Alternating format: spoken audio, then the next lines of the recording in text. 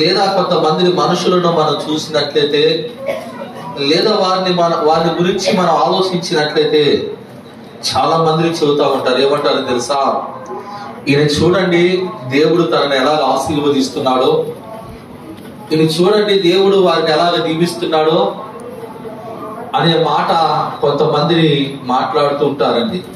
నిజమే, దేవుడు ఏర్పాటు చేసుకున్న మనుషులు ఎలాగుంటారంటే దేవుని యొక్క మార్గములో వారు నడుస్తారు గనక వారు ఏది చేసినా దేవుడు వారిని ఆశీర్వదిస్తూ ఉంటాడు. దేవునికి స్తోత్రం చెప్పిన హల్లెలూయా. వారు పొలము పంట వేశారా, దేవుడు విస్తారమైన పంటను వారికి ఇస్తాడండి.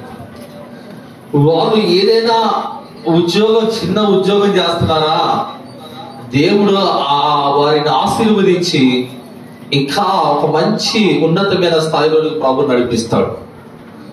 దేవుడు వారిని ఆశీర్వదించి కుటుంబాలు కూడా దీవెనకరంగా ఉంటాయి. వాళ్ళు అంటారు, వీళ్ళు ఏది చేసినా వీళ్ళు ఆశీర్వాదకరంగా ఉండడానికి కారణం ఏంటంటే దేవుడు వారిని ఆశీర్వదిస్తున్నాడు కనుక. ఏం చేస్తున్నారట చెప్పండి? ఎవరు ఆశీర్వదిస్తున్నారట? దేవుడు వారిని ఆశీర్వదిస్తున్నాడు. దేవుడు వారిని ఆశీర్వదిస్తున్నాడు. అయితే ఆశీర్వదించబడుతున్న ఈ మనుషులు వారి జీవితాలను ఎలాగ కొనసాగించాలంటే దేవుని యందు భయభక్తులు కలిగి వారు జీవించాలి. అలాగ బ్రతికినంత కాలం దేవుడు వారినే కాదు వారి పిల్లలను కూడా దేవుడు అలాగ ఆశీర్వదిస్తాడు. అయితే మొదటిలో ఉన్న ఆ యొక్క ఆశీర్వాదము రాను రాను రాను రాను మన జీవితంలో కనిపించట్లా. ఒకప్పుడు నువ్వు ఏది చేసినా ఆశీర్వాదకరంగా ఉంటుంది.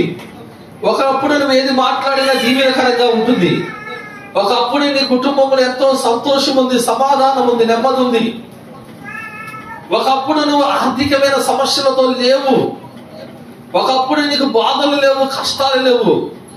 ఈ రోజున ఈ బాధలు ఎందుకు వచ్చినాయి? ఈ రోజున ఈ కష్టాలు ఎందుకు వచ్చినాయి? ఈ రోజున ఈ యొక్క ఆర్థికమైన సమస్యలను ఎందుకున్నా? ఈ రోజున నీ కుటుంబంలో సమాధానం లేకపోవడానికి కారణం ఏంది? ఈ రోజున నీ కుటుంబంలో నెమ్మది లేకపోవడానికి కారణం ఏంది? ఈ రోజున మంచి ఆరోగ్యంగా నువ్వు లేకపోవడానికి కారణం ఏంది? గతంలో అన్ని బాగానే ఉన్నాయిగా, మరి ఇప్పుడు ఎందుకు ఇలా వచ్చింది? ఎందుకు ఇలా జరుగుతుంది? ఎందుకు ఇలాగా కావడానికి కారణం ఏంటి అనగా మీరు బాగా వినండి. ఒక ఆయన ఉన్నాడండి, పరిశుద్ధ గ్రంథమైన బైబిల్లో ఒక ఆయన ఉన్నాడు. ఆయన పేరు సాంసోన్. ఎవరండి ఆయన? ఈయన ఒక గాడిద దవడుతో 1000 మంది ఫిలిస్తీయులను ఏం చేశాడట? 1000 మంది ఫిలిస్తీయులను హతమార్చాడు.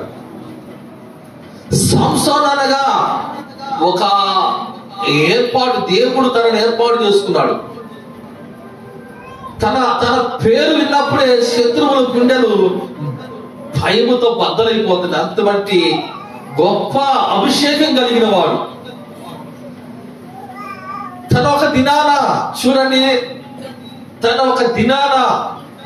తన చేసిన పాపం తనను పట్టుకుంది. ఏం పట్టుకుంది ఆయన? చెప్పండి, ఏం పట్టుకుంది ఆయన? ఆయన చేసిన పాపం ఏం చేశాడంటే, దేవుడు తనతో ఉన్నంత కాలం దేవుడు తనకి విజయాన్ని ఇచ్చాడు. అపజయం అనేది తనకుందా? చెప్పండి, అపజయం ఉందా? లేదండి. సింహాన్ని దౌడ పెట్టుకొని చీల్చి మేక పిల్లని చీల్చినట్టు చేశాడు. 100 మంది ఫిలిస్తీయులను ఒక్కడు దాగుడా ఎముకతో 100 మందిని కూడా హతమార్చాడు. అటువంటి వాడు చివరికి ఏమైపోయాడో తెలుసా? చూడండి, వాక్యం చూద్దాం. చూడండి, ఇక్కడ న్యాయాధిపతుల గ్రంథము 16వ అధ్యాయము 20 వచనాన్ని చదవండి. 20 వచనాన్ని చదవండి. అప్పుడు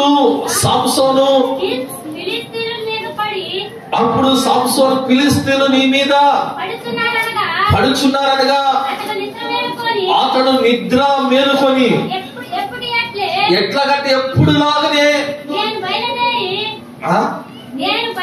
నేను బయలుదేరి విరచిమ్ము కొందుననుకున్నాడు. అయితే యెహోవా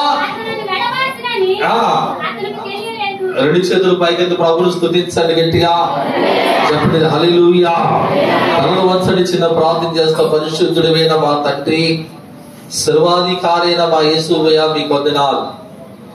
ఈ సమయంలో ప్రభువా మీరుండి ఆయన ప్రతి ఒక్కరితో మీరు మాట్లాడండి.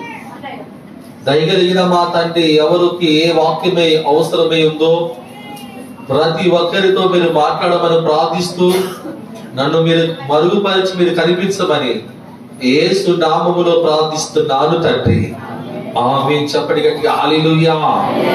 సంసోన్ అనుకున్నాడు ఎప్పుడు లాగానే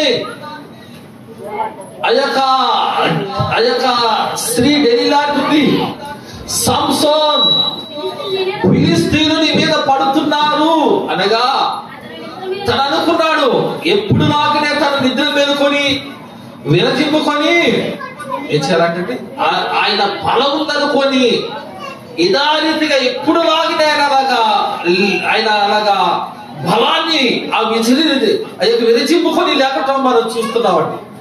తను అనుకున్నాడు ఎప్పుడు లాగా నేను ఉన్నాను, ఎప్పుడు ఇంతగా ముందు నా బలము నాలో అంతే ఉంది అనుకున్నాడు. తర్వాత తనకు అర్థమైంది ఏంటంటే యెహోవా అతను ఎడబాసినని అతనికి అంటే ఏంటంట ఎప్పుడు విజయమే కదా, అపజయం అనేది లేని మనిషి ఒక రోజున అదే విజయము నాకు ముందులే అనుకున్నాడు, అదే బలము నాకు ముందులే అనుకున్నాడు, అదే దేవుడు నాకు ఉన్నాడు అనుకొని యథారీతిగా ఆయన ప్రవర్తించాడండి. చివరికి కుప్పకూలి పడిపోయాడంట. దేవునికి స్తోత్రం చెబుతారా? చెప్పండి హల్లెలూయా. కుప్పకూలి పడిపోయాడంట. కారణం ఏంటి? దేవుడు తనను విడిచిపెట్టేశాడు. ఏం చేశాడండి? ఒకప్పుడు దేవుడు నీకు తోడుగా ఉన్నాడు గనక నువ్వు చేసే ప్రతి పనులను దేవుడు సఫలపరిచాడు. నిశ్చయముగా దేవుడు నీ చేతుల కష్టాజీతాన్ని ఆశీర్వదించాడు గనక నీకు ఎక్కడ కూడా ఏమీ కొదువు లేకుండా దేవుడు సహాయం చేశాడు. దేవుని యందు భయభక్తులు కలిగి జీవించావు కనుక దేవుడు నిన్ను విడిచిపెట్టలేదండి. ఈ రోజున నీవు నీ కుటుంబము గ్రతములాగున్నావా? గ్రతములో ఉన్న ఆశీర్వాదం ఉందా? గ్రతములో ఉన్న దీవెనలు ఉన్నాయా? గ్రతములో ఉన్న ప్రేమ, భార్యాభర్తల మధ్య ప్రేమ ఉందా? గ్రతములో ఉన్న బిడ్డల మధ్య ప్రేమ ఉందా? ఐక్యత ఉందా? ఆశీర్వాదం ఉందా? ఆనాడు నిన్ను చూస్తే అందరు చెప్పేవాళ్ళు వాళ్ళు ఏది చేసినా దేవుడు వారికి తోడుగా ఉన్నాడు కనుక వాళ్ళు దీవెన కనుక. ఇప్పుడు నువ్వేం చేసినా నీకు నష్టమే, నువ్వేం చేసినా నీకు ఇబ్బందులే, నువ్వేం మాట్లాడినా అది వ్యతిరేకతే. నీ కుటుంబంలో నీకు అనేకమైన ఇబ్బందికరమైన పరిస్థితులు ఉన్నాయి. చివరికి ఆర్థికంగా కుంగిపోతున్నావు, అనేకమైన ఇబ్బందులు పడుతున్నావు, మనశ్శాంతి లేదు, నెమ్మది లేదు, ప్రేమ అనేకమైన ఈ ఆనందము లేదు, చివరికి మంచి ఆరోగ్యం లేదు. బాధపడుతూ బాధపడుతూ బాధపడుతూ బాధపడుతూ ఏడుస్తూ బాధపడుతూ బ్రతుకుతున్నావు. ఎందుకని అలాగా బ్రతకవలసిన పరిస్థితులు మనకు వచ్చినాయి అంటే నీవు చేసిన ఆ పొరపాటులను బట్టి, అది మాటే గాని, నోరే గాని, కనులే గాని, చేతులే గాని, లేదా దేహంతో చేసిన ప్రతి పాపమును బట్టి రావాల్సిన ఆ శిక్ష, రావాల్సిన ఆ యొక్క శాపం అది రాకుండా నువ్వు తప్పించుకోలేకపోతున్నావు. దేవునికి స్తోత్రం. చెప్పండి హల్లెలూయా. ఇక్కడ సంసోను ఏమైపోయాడంటండి? చెప్పండి, అంత ఒక తప్పు చేశాడు, ఒక పాపం చేశాడు. ఈ రోజున మనుషులుగా గ్రహింపు లేదే, మనుషులు ఆలోచించరే. గతంలో ఉన్నట్లుగా నువ్వు ఉన్నావా? దేవునికి స్తోత్రం. దేవుడి కానీ ఆశీర్వదిస్తాడు. లేదా గతంలో ఉన్నట్లు నువ్వు లేవా? ఎక్కడ తప్పిపోయావో, ఎక్కడ పడిపోయావో నీవు జ్ఞాపకం చేసుకోవాల్సిందే. దేవునికి స్తోత్రం. చెప్పండి హల్లెలూయా. నువ్వు జ్ఞాపకం చేసుకోవాలి. ఎందుకంటే ఈ రోజున నీవు అనారోగ్యంతో బాధపడుతున్నావు, ఈ రోజున ఆర్థికమైన సమస్యలతో బాధపడుతున్నావు, ఈ రోజున భార్యాభర్తల మధ్య సమాధానం లేకుండా ఉన్నారు. ఈ రోజున కుటుంబంలో అనేకమైన కరువు, ఇబ్బందులు, బాధలు, ఇవన్నీ కూడా నీ జీవితంలో, నీ కుటుంబంలో జరుగుతున్నప్పుడు ఇకనైనా నీవు ఎక్కడ పడిపోయావో అని గుర్తిరిగి నీకు బుద్ధి రావాలి. ఏం రావాలంట మనకి? చెప్పండి. సంసోనుకు బుద్ధి రాలేదా? తను ఎందుకు ఆ పరిస్థితిలోకి వచ్చాడో దేవుడు తనకి బుద్ధిని కలగజేశాడంటే, నేను నష్టమైపోవడానికి, నా అభిషేకాన్ని కోల్పోవడానికి, ఈ రోజున దేవుడు నన్ను విడిచిపెట్టడానికి కారణము నేను చేసిన వ్యభిచార సంబంధమైన పాపమేగా. నువ్వు పాపం చేస్తే దేవుడు నీ కాడ ఉంటాడా? నువ్వు బూతులు మాట్లాడితే నీ కాడ దేవుడు ఉంటాడా? యెషయా అనలేదా? యెషయా ప్రవక్త యెషయా అంటున్నాడండి, అయ్యా నేను అపవిత్రమైన పెదవులు గలవాడిని. ఏ పెదాలు ఉన్నాయంట? చెప్పండి అమ్మా, ఏ పెదాలు ఉన్నాయంటానికి? అపవిత్రమైన పెదవులు గలవాడిని. నేను అపవిత్రమైన మనుషులు ఎంత నేను ఉంటున్నాను. నా నోరు అపవిత్రమైంది. ఏంటంట? చూడండి అప్పుడు చూస్తారా? నాకు లేదు అర్థమే. చెప్పండి గట్టిగా హల్లెలూయా. నా నోరు అపవిత్రమైపోయింది అంటూ ఆయన ఆ అపవిత్రమైన ఆ నోరుని దేనితో కాల్చబడిందంటండి? కొరుములో కాలుచున్న ఒక కొరుమిని తీసుకొచ్చి తన నాలుకని కాల్చాడు. ఈ రోజున నీ నోరు పవిత్రమైనదా, అపవిత్రమైనదా? నిష్ఠాసారంగా నువ్వు మాట్లాడితే దేవుడు నీతో ఉంటాడా? నిష్ఠాసారంగా నీవు ప్రవర్తిస్తే నీ ఎంట దేవుడు ఉంటాడా? నిష్ఠాసారంగా మోసాలు చేస్తూ, నిష్ఠాసారంగా అనేకులను ఇబ్బంది పెడుతూ, నిష్ఠాసారంగా అనేకులను గాయపరుస్తూ, అనేకులను బాధ పెడుతూ, నీ కుటుంబాన్ని, నీ భార్యని, నీ బిడ్డలను పట్టించుకోకుండా ఏ విచారమైన పాపములు నువ్వు కొనసాగితే దేవుడు నీతో ఉంటాడా? నీలో అహంకారం వచ్చేసింది, గర్వం వచ్చేసింది. ఒకప్పుడు ఏమి లేదు నీకు, దేవుడు ఇప్పుడు అందించాడు. ఒకప్పుడు నువ్వు ఏమీ లేని స్థితిలో ఉన్నావు. ఈరోజు దేవుడు అందిస్తే దేవుని ద్వారా మేలును పొందుకొని దేవునికి మహిమపరిచి గణపరచాల్సిన మనిషి, దేవుని పని కొరకు సహకరించాల్సిన మనిషి, దేవుని కొరకు చేయవలసిన మనిషి ఈ రోజు ఏమైపోయాడండి? ఆ డబ్బును చూసుకొని అహంకారం అనేది కలిగి తనకున్న ఆ పరిస్థితులు, తన పేరు కొరకు, దేని కొరకు అంటే ఆస్తి కొరకు, పేరు కొరకు, హోదా కొరకు ఈ రోజున మనిషి పాకులాడుతూ శివునికి నష్టమైపోయి కుటుంబం మీదకి శాపాన్ని తీసుకొస్తున్నాడటండి. దేవునికి స్తోత్రం. చెప్పండి హల్లెలూయా, చెప్పండి హల్లెలూయా. చూడండి అదే అధ్యాయము 28వ వచనం చూడండి. 28వ వచనం.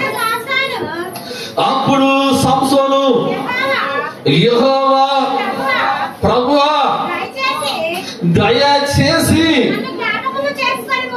నన్ను జ్ఞాపకము చేసుకొనుము. దేవా దయచేసి ఈసారి మాత్రమే నన్ను బలపరచుము. నా 2 కళ్ళు నిమిత్తము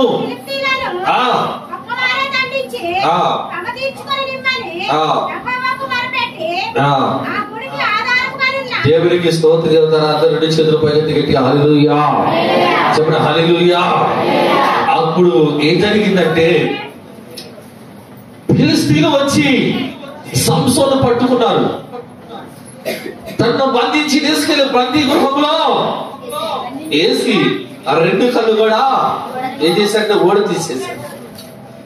ఆ బందీ గృహములో ఆయన తిరగలు తిప్పుతూ ఉన్నాడండి. బందీ గృహములో తనను దేవుడు విడిచిపెట్టిన ఆ సంగతులను తెలుసుకుంటూ పశ్చాత్తాపడుతున్నాడు. దేవుడు నాకు బుద్ధి చెప్పాడు, నేను కానీ ఆ తప్పుడు పని చేయకపోతే దేవుడు నన్ను విడిచిపెట్టేవాడు కదా, కాదు కదా. ఈ రోజు నేను చేసిన ఆ తప్పుడు పనులు బట్టే కదా దేవుడు నాకు బుద్ధి, ఈ రోజున నా అభిషేకాన్ని పోవటానికి, ఈ రోజున నన్ను శత్రువులు చేతికి నేను అప్పగించబడటానికి, ఈ రోజున బందీ గృహంలో నేను బంధించబడటానికి, నా 2 కళ్ళు పోవటానికి కారణము నేను చేసిన పాపమే కదా. అది బుద్ధి తెచ్చుకొని ఇప్పుడు దేవుని అడుగుతున్నాడండి. నాకు బుద్ధి వచ్చింది ప్రభువా, నేను చేసింది తప్పే, ఈ ఒక్కసారి నన్ను బలపరచు, ఒక్కసారి నన్ను జ్ఞాపకం చేసుకోమని ఏం చేశాడండి? దేవునికి ప్రార్థన చేశాడు. దేవునికి స్తోత్రం చెప్పండి, హల్లెలూయా. అందుకనే దేవుని వాక్యంలో ఒక మాట ఉందండి, దుష్టుడు తన దుష్టత్వమును బట్టి మరణించుట దేవునికి సంతోషమో కాదంట. దుష్టుడు తన యొక్క జీవితాన్ని మార్చుకొని, తన దుష్టత్వాన్ని మార్చుకొని తన వారి దేవుని కొరకు బ్రతకడమే దేవుని యొక్క చిత్తం అంటండి. సంసోను చేసిన ఆ పొరపాటు తనకు బుద్ధి వచ్చింది. ఇప్పుడు ఏమొచ్చిందండి? బుద్ధి కలిగి ఇప్పుడు దేవుని అడుగుతున్నాడు. దేవునికి స్తోత్రం చెప్పండి, హల్లెలూయా. ఈ రోజున దేవుడు మనకు కూడా బుద్ధి చెబుతున్నా ఈ రోజున అదేమి మనం పట్టించుకోవట్లా, ఈ రోజున అదేమి మనం ఆలోచించట్లా, ఈ రోజున అదేమి కూడా మనం ఒప్పుకోవట్లా. ఇది ఇంతేలే అని దేవుడు నిప్పును పట్టుకుంటే ఏమవుతుందండి? చెప్పండి, నిప్పును పట్టుకుంటే చల్లగా ఉండిద్దా? దేవుని నమ్ముకొని కూడా దేవుని ధిక్కరించిన, దేవునికి వ్యతిరేకంగా మనం నడిచినా, దేవునికి వ్యతిరేకంగా మనం మాట్లాడినా, చివరికి దేవుని యొక్క అగ్ని, దేవుని యొక్క ఉగ్రత మన మీదకు వచ్చి మన అగ్ని గంధకాలతో కాలిపోయే రోజు వస్తుందంటండి. దేవునికి స్తోత్రం చెప్పడం ఉందా లేదా? దేవుణ్ణి వ్యతిరేకించి, దేవుని దుఃఖరించి, దేవునికి వ్యతిరేక సంబంధమైన పాపం చేసి నీవేనా నేనైనా ఎవరైనా సుఖపడతామంటే అది జరిగే పని కాదండి. నీ కొరకు అదిగో దేవుని తుణీకరించిన వారు, దేవుని నిర్లక్ష్యం చేసిన వారు, దేవుని మార్గమును విడిచిపెట్టి నడిచిన వారి కొరకు ఏ ఎదురు చూస్తుందంట? పాతాళము నోరు తెరిచి అపవిత్రముగా ఎదురు చూస్తుందంట. దేనికని? ఆ పాతాళములో అక్కడ అగ్ని ఆరు పురుగు, అగ్ని గంధకాలతో, అగ్ని పండుతున్న గంధకాలతో ఏమైపోతాంట? కాలిపోవాల్సి వస్తుందండి. మనం ఆ మంటలతో నువ్వు కేకలు వేసి అరిసినా, గోల చేసినా నిన్ను ఆ స్థలములు తప్పించేవారు ఎవరు కూడా లేరు. ఇకనైనా బుద్ధి తెచ్చుకోవాలి. బుద్ధి చెప్పడానికి దేవుడు మనతో మాట్లాడతాడు తెలుసా? పారో కర్మం అరిగిపోవడానికి పారోకు బుద్ధి చెప్పిన దేవుడు మనకు బుద్ధి చెబుతాడండి. దేవుడు మన నిర్లక్ష్యాన్ని కలుగుంటే నువ్వు ఆలోచించాలి. ఇకనైనా ప్రభువా, నేను నడిచిన మార్గము తప్పు, నేను మాట్లాడిన మాట చాలా మంది క్యాస్కరిగా ఆలోచిస్తున్నారండి. నోరుతులే మాట్లాడుకుంటున్నావు, కళ్ళున్నగా చూస్తున్నావు, నడుస్తున్నావులే, ఇది ఇంతేలే అనుకుంటున్నారు. జాగ్రత్త, దేవునితో మనం చెలగాటం ఆడకూడదు. దేవుడు నీలాంటి వాడు నాలాంటి వాడు కాదు. ఆయన పరిశుద్ధుడు. ఆయన నమ్ముకుంటే పరిశుద్ధంగానే జీవించాలి, ఆయన నమ్ముకుంటే పరిశుద్ధంగానే నడవాలి. అలా నడవకుండా నీ ఇష్టానుసారంగా జీవిస్తే ఈ రోజున ఎన్ని సమస్యలు నీ మీద ఉన్నాయి, ఈ రోజున ఎన్ని బాధలను పడుతున్నావు, ఈ రోజున ఎన్ని కష్టాలు పడుతున్నావు, ఈ రోజున ఎన్ని ఇబ్బందులు పెడుతున్నావు, ఈ రోజున నీ మొర ఎవరైనా ఆలకిస్తున్నారా? ఈ రోజున నీ బాధలు తొలగిపోతున్నాయా? ఎవరైనా నీకు సహాయం చేసేవారు ఉన్నారా? ఇంత జరుగుతున్నా ఇంకా బుద్ధి లేకుండా తప్పుల మీద తప్పు, తప్పు మీద తప్పు, మాటల మీద మాటలు, నీకు ఇది అలవాటైపోయింది. ఇకనైనా బుద్ధి తెచ్చుకొని దేవుడి వైపు మనం తిరగాలంటున్నాడు దేవుడు. దేవునికి స్తోత్రం చెబుతాడా? ఎవరి వైపు తిరగాలంట? దేవుని వైపు మనం తిరగాలంట. దేవునికి స్తోత్రం.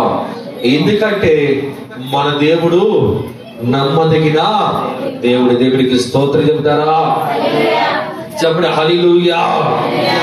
నమ్మదగిన వాడే, నన్ను దిశగా నెమ్మది కలుగా చేయువాడే, నమ్మదగిన వాడే, నన్ను దిశగా నెమ్మది కలుగా చేయువాడే.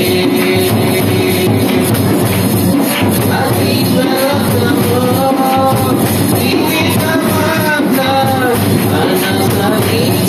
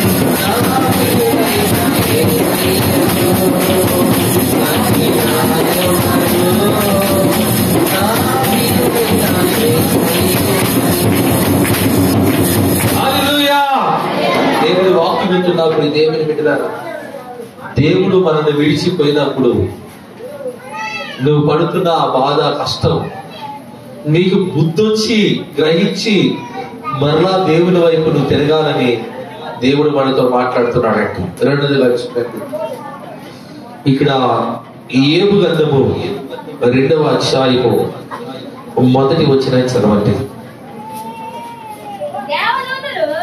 దేవదూతలు ఎక్కడంట? దేవదూతలు యెహోవా సన్నిధిలో నిలుచుటకు వచ్చి మరొక దినము కటాక్షింపగా వారితో కూడా అపవాది యెహోవా సన్నిధిలో నిలుచుటకు వచ్చును.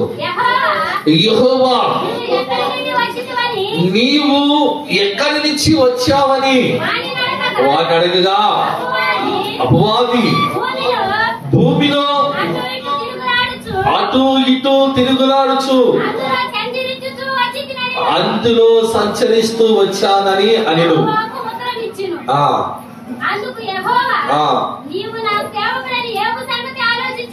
ఈ మాట మీ మనసును ఉంచండి. ఎవరి గురించి? నీవు నా సేవకుడైనా ఏమున్నాడు కదా, ఆయన గురించి నీవు ఆలోచించావా అంటూ అక్కడ ఎవరు చెబుతున్నా మాట? దేవుడే ఏముని గురించి చెబుతున్నా మాట. చదవమ్మా. అంత యథార్థవంతుడును న్యాయవంతుడినే, దేవుని యందు భయభక్తులు కలిగి ఏ విసర్జించాడట?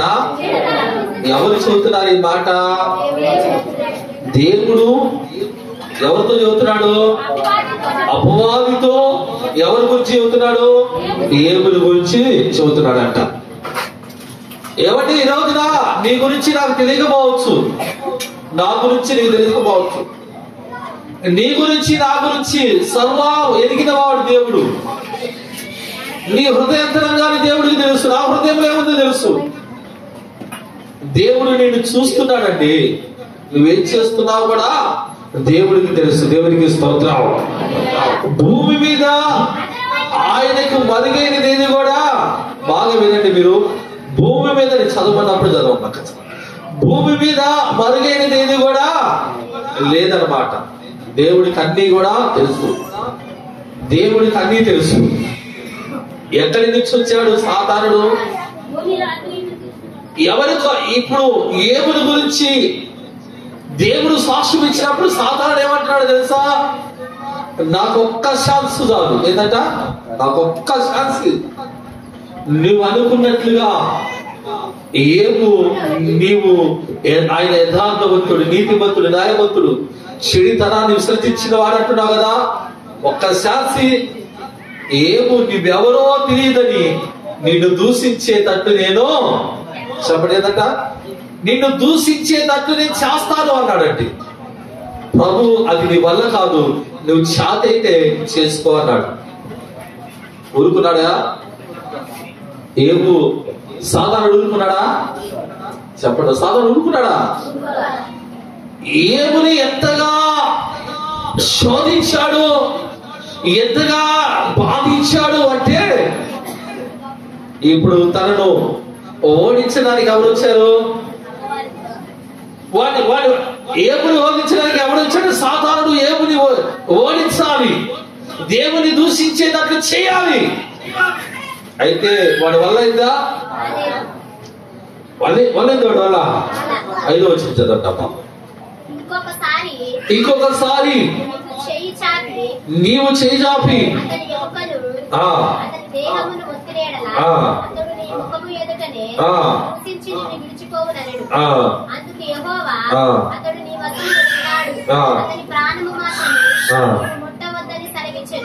కాబట్టి అపవాది యెహోవా సన్నిధి నుండి బయలు వెళ్లి అరికాలు మొదలుకొని నడిరెత్తి వరకు బాధగల పురుషులతో యోబును మొత్తెను.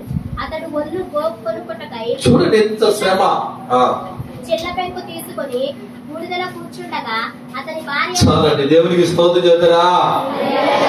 తనకు కలగ చేయాల్సిన బలహీనత అంతా కూడా కలగజేశాడండి.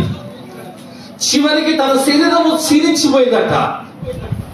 ఆ శరీరముతో బూడిదతో, ఆ కురుపులతో, ఆ శరీరము కురుపులతో పుళ్ళుతో అలాగా ఆ బూడిదలో కూర్చొని శిల పెంకుతో తన గీకుతుండగా చాలా భయంకరమైన పరిస్థితి తనకు కలిగిందండి. అయితే తన భార్య అంటే ఇంకా నీ యథార్థత విడిచిపెట్టవా? ఒక్కసారి దేవుని దూషించి నువ్వు మరణం పొందొచ్చుగా. చూడండి, ఏబు ఎంత శ్రమైనా, ఎంత కష్టమైనా, ఎంత బాధైనా చివరికి దేవుని కొరకు చచ్చిపోవడానికి కూడా తను తీర్మానం కలిగి ఉన్నాడు. కానీ దేవుణ్ణి దూషించడానికి మాత్రం ఒప్పుకోలేదండి. దేవునికి స్తోత్రం. దేవుణ్ణి దూషించడానికి ఒప్పుకోలా. దేవుణ్ణి దూషించాలని వచ్చిన సాతానుడు వాడు సిగ్గుతో బుద్ధి కలిగి, వాడికి బుద్ధి వచ్చింది నా వల్ల కాదని బుద్ధి కలిగి సిగ్గుతో మరలా వెళ్ళి దేవుని వద్దకు వెళ్ళి నిలబడి అంటున్నాడు, అయ్యా నాకు బుద్ధి వచ్చింది, నాకు సిగ్గు కలిగింది. నువ్వు అన్నట్లుగా నువ్వు చెప్పిన సాక్ష్యమే. ఏబు నీతిమంతుడు, యథార్థవంతుడు, దేవుని యందు భయభక్తులు కలిగిన వాడు చెడుతనాన్ని విసర్జించాడు అని దేవుని వద్దకు వెళ్ళి తను దేవునితో చెప్పి, దేవునికి అంటే నేను చెబుతున్న మాట ఏంటంటే, ఇక్కడ ఏబు గెలవగలిగాడు. సాధారణ ఏమైపోయాడండి చెప్పండి. నిన్ను ఇబ్బందులు పెట్టాలనుకున్నా, నిన్ను బాధలు పెట్టాలనుకున్నా, నీకు ఇబ్బంది కలిగిన పరిస్థితులు నీకు కలిగిన దేవుడు నిన్ను విడిచిపెట్టకపోతే నీ జీవితంలో ఎప్పుడు కూడా ఓటమి ఉండదు. ఒకవేళ ఓటమి కలిగిన సమస్యలే గాని, బాధలే గాని, ఇబ్బందులు గాని ఇవన్నీ నీకు కలిగినా సరే నీ దేవుడు నీ పక్షమునుండగా నిన్ను జయించేవాడు భూమి మీద కూడా పుట్టలా. నిన్ను ఓడించేవాడు, నిన్ను ఓటమి పాలు చేసేవాడు, నిన్ను ఓడించేవాడు, నీకు నష్టాన్ని కలిగజేసేవాడు, నీకు నష్టాలను కలగజేయడానికి అది ఎవరి వల్ల కానే. ఎందుకంటే దేవుడు తెలిసినది ఎవడు కూడా తను పోయలేడు. దేవుడు మూసినది ఎవడు కూడా తెరవలేడని. నీ బలము, నీ జ్ఞానము, నీ పలుకుబడి, నీకున్న సమస్తాన్ని వాడు పెట్టినా అది ఏడికి పనికిరాదు. దాని వలన ఎటువంటి ప్రయోజనం కూడా ఇక్కడ దేవుడు ఏబుని విడిచిపెట్టలేదంటే ఎవరికి బుద్ధి వచ్చింది చెప్పండి అమ్మా. దేవునికి స్తోత్రం చెప్పండి. హల్లెలూయా. ఎవరికి బుద్ధి వచ్చిందంటే సాధారణంగా కాదా? దేవుని దయ మాత్రం ఏబుని విడిచిపెట్టారు. దేవునికి స్తోత్రం. ఈ రోజు దేవుని దయ నిన్ను విడిచిపెట్టి వెళ్ళిపోతుందా? నువ్వు జయించలేకపోతున్నావా? కష్టాలను ఓటమి పాలైపోతున్నావా? ప్రభు అంటాడు, నువ్వు దేవుని కొరకు నిలబడు, నువ్వు యథార్థంగా జీవించి విడిచిపెట్టు పాపము సంబంధమైన జీవితాన్ని. ఆ జీవితాన్ని నువ్వు కలిగి ఉంటే నీ జీవితంలో ఏది కూడా ఆశీర్వాదం ఉండదు. నువ్వు బ్రతికినంతకాలం అలా కుంగిపోయి వాళ్ళ ద్వారా ఇరి ద్వారా మాటలు అనుభవించి చీ అనిపించుకొని చివరికి మంచి సాక్ష్యం లేకుండా, మంచి జీవితం లేకుండా నువ్వు కానీ ఈ లోకాన్ని విడిచిపెడితే ఖచ్చితంగా అది నరకములోనికి నీ ప్రయాణం అవుతుంది. దేవునికి స్తోత్రం చెప్పండి. హల్లెలూయా చెప్పండి. హల్లెలూయా. అటువంటి పరిస్థితులు మనకు కలగకూడదని దేవుడు మనతో మాట్లాడు. నిన్ను హింసిస్తున్నా, నిన్ను బాధిస్తున్నా, నీకు అనారోగ్యాన్ని కలగజేసి ఏదైనా సరే నీవు దేవుని కొరకు, రోషం కొరకు యథార్థంగా, నీతిగా, నిజముగా చూడండి. నిజంగా ప్రార్థన చేసేవాడు పాపం చేయలేడు. పాపం చేసేవాడు చర్చికి రాడు. అతడా తాగేవాడు తీసుకొచ్చి చర్చిలో కూర్చోబెట్టండి కూర్చుంటాడు. వ్యభిచారం చేసేవాడు తీసుకొచ్చి చర్చిలో కూర్చోబెట్టండి కూర్చుంటాడా? అడవలేదా చెప్పండి. వాడికి తెలుసు నేను దుర్మార్గుని, నేను పాపం చేస్తున్నాను. వాడికి తెలుసు అంటే వాడి కుటుంబం మీద శాపం తెచ్చింది వాడే. తెలుసు ఏంటి? ఒప్పుకోవడం. ఏమో తెలుసు ఒప్పుకోడు.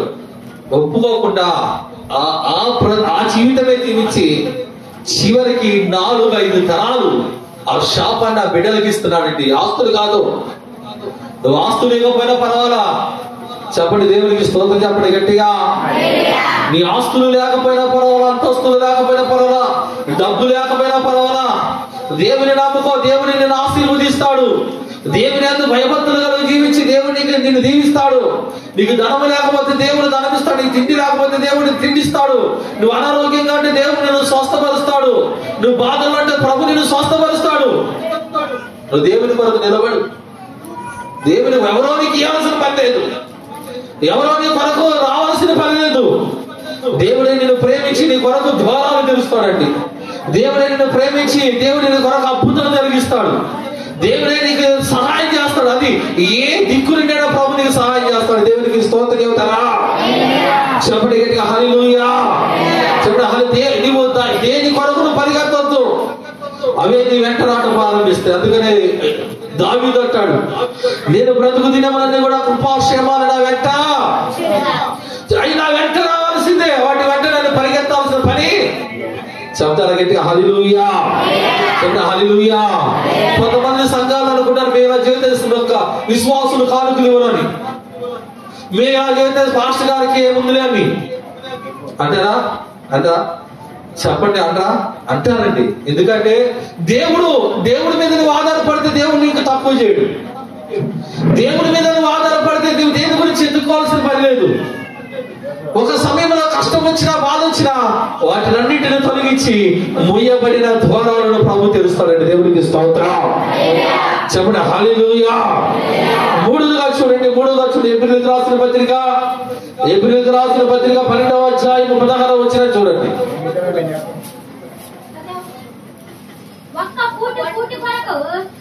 ఒక్క పూట కూటి కొరకు తన జ్యేష్ఠత్వాన్ని ఏం చేశాడంట? దేని కొరకు అమ్మేశాడు? ఒక్క పూట కూటి కొరకు తన జ్యేష్ఠత్వాన్ని ఏశావు వంటి భ్రష్టుడేమో, వ్యభిచారి అయినా ఉండినేమో. చూడండి ఏం చేయాలి, ఎలా చూసుకోవాలంట మనం? ఒక్క పూట కూటి కొరకు తన జ్యేష్ఠత్వాన్ని హక్కును అమ్మేశాడండి. తన జ్యేష్ఠత్వాన్ని అమ్ముకున్నాడు ఏశావు. ఎందుకని? దేవుడు ఒక ఆశీర్వాదాలు అమ్ముకున్నాడంటే. తన వేటకి వచ్చినప్పుడు ఆకలినప్పుడు తన తమ్ముడు అయిన యాకోబు ఏం చేస్తున్నాడంట? చిక్కుడుకాయ కూర వండుతుండగా అది చూడగానే ఆకలేసింది, ఎర్రగా బాగా ఆ వాసన ఎర్రగా కనిపించింది. ఆకలేసాడు. తమ్ముడా నువ్వు వండుతున్నది కొంచెం నాకు పెట్టరా, నాకు ఆకలి అవుతుంది కొద్ది పెట్టరా, చచ్చిపోయేటట్టున్నారా? ఒక్కరోజు పూట అన్నం తిన చచ్చిపోతారా? చెప్పండి. మన ఆంధ్రప్రదేశ్ కొరకు నిరాహారం చేసిన పొట్టి శ్రీరాములు అంటే 52 రోజులు అన్నం నీళ్లు లేకుండా అన్నాడు. అన్నం నీళ్ళు లేకుండా 52 రోజులు ఏంటంట నిరాహారం చేసి అన్నం నీళ్ళు లేకుండా. మన దేశం కొరకు అన్ని రోజులు బతికాడా? నేను ఒక్కరోజుగా చచ్చిపోతాడా? అప్పటికే చనిపోతాడా? అప్పుడేగా మధ్యాహ్నం ఏంటి ఆ వేటాడు వచ్చినప్పుడు తన నేను చచ్చిపోయింది అంటున్నారా? తమ్ముడా నాకు పెట్టు అన్నాడు. యాకోబు తెలియగలిగిన వాడండి. ఎందుకంటే తన జ్యేష్ఠత్వము కావాలి కనుక తను అడిగాడు, నీ జ్యేష్ఠత్వాన్ని నాకు ఇస్తావా అన్నాడు. అంటే అన్నాడు, నేను సావబోతున్నా ఈ జ్యేష్ఠత్వం నాకెందుకు, అది నీవే. ఒక్క మాటే చెప్పండి. దేవునికి స్తోత్రం చెప్పండి. హల్లెలూయా. ఒక్క మాటే ఏశావు అంది, ఆ జ్యేష్ఠత్వం నాకెందుకు, నువ్వే తీసుకో. అయిపోయింది. ఏం పోగొట్టుకున్నాడు ఆయన? ఎవరు ఆశీర్వదింపబడ్డారో? యాకోబు ఆశీర్వదింపబడ్డాడు. అంటే ఏశావు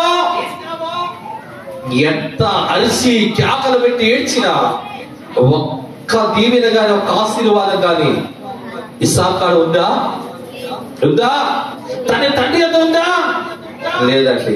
ఎందుకంటే ఒక్క పూట కూటి కొరకు తన జ్యేష్ఠత్వాన్ని హక్కునే అమ్మివేసిన ఏశావు వంటి భ్రష్టుడు వ్యభిచారి ఎక్కడున్నారట?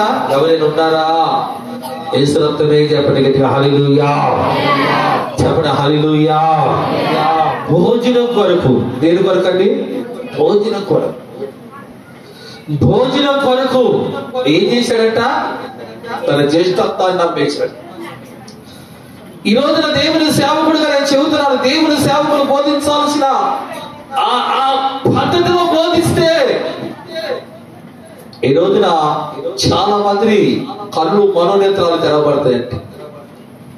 ఈ రోజున అటువంటి పరిస్థితులు ఖండిస్తే మందిరానికి రాను. చెబితే దేవుని సేవకుడుగా తిరుగుబాటు. నువ్వు చేసే భోజనము, ఒక్క పూట నువ్వు చేస్తున్న భోజనము ఎవరికి అవమానం కలుగుతుంది? చూడండి, చాలా మంది కొన్ని ప్రాంతాలకు వెళ్తారు, కొన్ని స్థలాల్లోకి వెళ్తారు. పరిశుద్ధులతో కూర్చోవలసిన మనుషులు ఎవరితో కూర్చుంటారు? దేవుని వాక్యంలో రాయబడింది కదా, దుష్టుని ఆలోచన చప్పున నడవక, పాపుల మార్గం నిలవక, ఉపవాసులు కూర్చున్న చోట ఏ పని రాయనా నీకో? ఇటువంటి పని చేయొచ్చా? ఇటువంటి పని చేస్తే నిన్ను వేసామని అనుకుంటారా?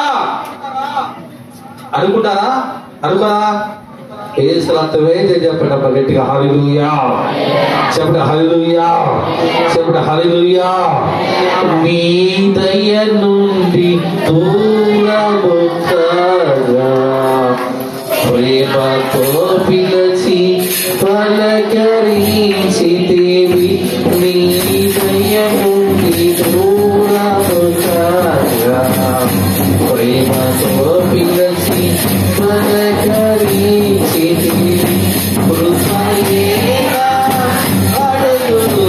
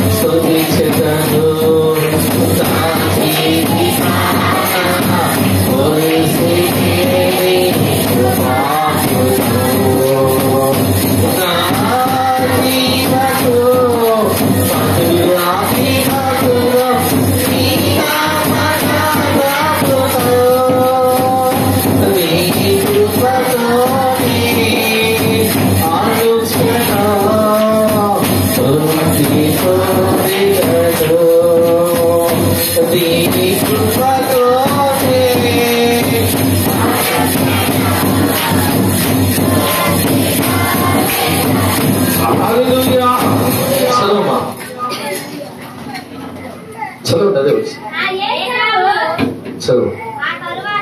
ఏశావు ఆ తర్వాత ఆశీర్వాదమును పొందగోరి దాని కోసము శ్రద్ధగా వెతికినను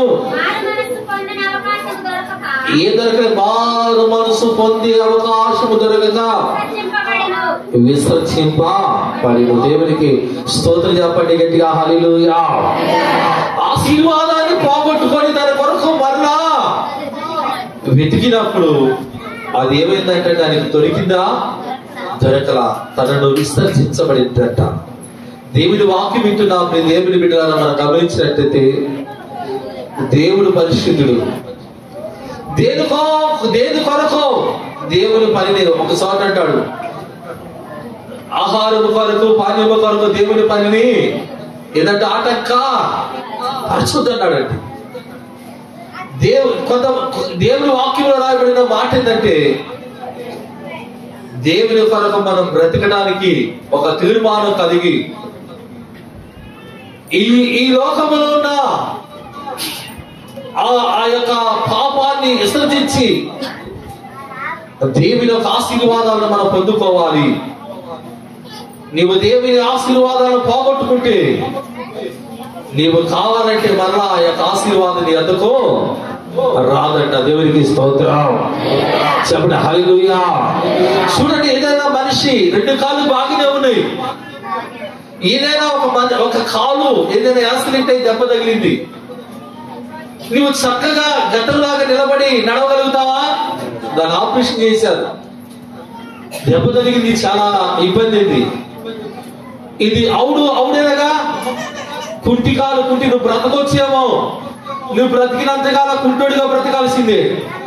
అంటే గ్రంథములో ఉన్నట్లుగా నీ కాళ్ళు ఉండవు, గ్రంథములో ఉన్నట్లుగా నువ్వు పరిగెత్తవు, గ్రంథములో ఉన్నట్లుగా నువ్వు నడవలేవు, పని చేయలేవు. ఇప్పుడు నీ కాళ్ళు నీకు సహకరించవు, ఎందుకంటే నీ కాళ్ళు ఏమైపోయాడంట, దెబ్బతిన్నాయి. అది అవును అయిపోయింది కనుక అది అవుటుగా ఉండాల్సిందే. విశ్వాసంలో నువ్వు దెబ్బతిన్నావా? విశ్వాస సంబంధమైన జీవితాన్ని నువ్వు విసర్జించావా? నువ్వు అవిశ్వాస సంబంధమైన జీవితం జీవించి మరలా విశ్వాసంలో కొనసాగాలనుకుంటే గ్రంథములో ఉన్న విశ్వాస సంబంధమైన జీవితము నీలోకి రావాలంటే అది ఎంతో కాలం పడుతుంది. అది దేవుడు క్షమిస్తేనే తప్ప నీకు రాదు. ఎవరు క్షమిస్తే? దావీదు ఒక పొరపాటు పాపం చేశాడు. తన యొక్క ఆయన కన్నీరు అంట, ఆయన ఏడిస్తేనట పరుపు కొట్టుకోవడం అయిందట. ఏమైందంటే పరుపు, దేవుడికి స్తోత్రం చెబుతారు, హల్లెలూయా. ఏమైందంటే పరుపు కొట్టుకొని పోయిందంటే, తను ఏడిస్తే కన్నీరు కాస్తే తను చేసిన వ్యభిచార సంబంధమైన పాపమును బట్టి దావీదు గురించి రాయబడింది. దావీదు ఆ ఒక్క విషయంలో తప్ప ఏ విషయంలో కూడా ఏ పాపము చేయలేవాడంట. ఒక్క తప్పు చేసినందుకే దావీదు ఆ మత్స అలాగే ఉందండి. ఇప్పుడు కూడా దావీదు గురించి మనం చెప్పుకుంటున్నాం. ఏం చేశాడు? ఉరియా బాలిని ఏం చేశాడు దావీదు? చెప్పండి. తీసుకొచ్చి తనతో చేశారు చేశాడండి. అది దాన్ని రాయించాడు. దాని వలన మీ ఇంట్లో ఇంకా మీ రాజ్యంలో మీ ఇంట్లో యుద్ధాలు జరుగుతాయి అన్నాడు. అంతవరకు దావీదు జీవితం యుద్ధాలు, ఓటమి లేనిది. ఆ పరిస్థితుల్లో యుద్ధాలు ప్రారంభమైనవి. గతంలోని కష్టాలు ఎప్పుడు కష్టాలు ప్రారంభమైనవి. గతంలోని ఇంట్లో బాధలు ఎప్పుడు బాధలు ప్రారంభమైనవి. గతంలో నీకు అనారోగ్యం అనేది అనారోగ్యం వచ్చేసింది. దేనికని చెబుతారా? దేవునికి స్తోత్రం చెబుతారా గట్టిగా? హల్లెలూయా. దావీదును దేవుడు దావీదు హృదయానుసారుడు అన్నాడండి. తను ఎంతగా ఇచ్చాడు. తన కన్నీరంట పొరుపు కొట్టుకొని పోయిందంట. ఈ రోజు మనం కూడా ప్రార్థన చేద్దాం. పశ్చాత్తాపం లేని ప్రార్థన ఇది. ఏ ప్రార్థన అండి? పశ్చాత్తాపం లేని ప్రార్థన. అందుకని నీ పాపములు క్షమించబడతలా, అందుకనే నీ పాపములు తొలగిపోటలా, అందుకని నీకున్న రోగాలు బాధలు వ్యాధులు తొలగిపోటలా. యేసుక్రీస్తు ప్రభువు ఎందుకు పశువాయువు కలిగిన ఒక మనిషిని 4 మంచం మీద మోసుకుంటూ తీసుకొచ్చారండి. యేసు ప్రభువు ఆ యొక్క ఇంటిలో దేవుని వాక్యమును బోధిస్తున్నప్పుడు ఆ యొక్క పశువాయువు కలిగిన మనిషి అక్కడ స్థలం లేక ఇంటి కప్పు ఎక్కి ఆ కప్పుని తీసి ఆ ఇంటి కప్పుని ఇప్పి అలాగే దేవుని ప్రభు ఎందుకు తీసుకొచ్చారు. ప్రభు వారిని చూసి విశ్వాసమును చూసి ఆశ్చర్యపోయాడంట. ప్రభు అన్నాడు, కుమారుడా నీ పాపములు క్షమించబడ్డాయి, నువ్వు లేచి నీ పరుపు ఎత్తుకుని వెళ్ళిపో. ఎందుకు నీ స్వస్థత కలగట్లా? ఇక ఎందుకు బలహీనంగా ఉన్నావు? ప్రభు ముందుగా అడిగేది ఒకటండి, నీ పాపములు క్షమించబడాలి. ఏం చేయాలి? నీ పాపాలు క్షమించబడాలి. ఎప్పుడైతే అనొచ్చుగా ప్రభు అనొచ్చుగా నువ్వు స్వస్థత పొందుకుని వెళ్ళిపోవాలా. నీ పాపములు క్షమించబడి అన్నాడు ప్రభు. నువ్వు లేచి వెళ్ళిపోమన్నప్పుడు ఆ పక్షవాయం కలిగిన మనిషి తన పరుపును ఎత్తుకొని ప్రభుని స్తుతిస్తా వెళ్ళిపోయాడు. దేవునికి స్తోత్రం చెప్పండి గట్టిగా. చప్పుడు పడుతు దేవునికి పట్టాలి గట్టిగా. దేవునికి స్తోత్రం చెప్పండి. హల్లెలూయా. దేవుడు ఆ కార్యం చేయగలిగాడండి. తెలుసా? ప్రభు స్వస్థపరచగలిగిన వాడు.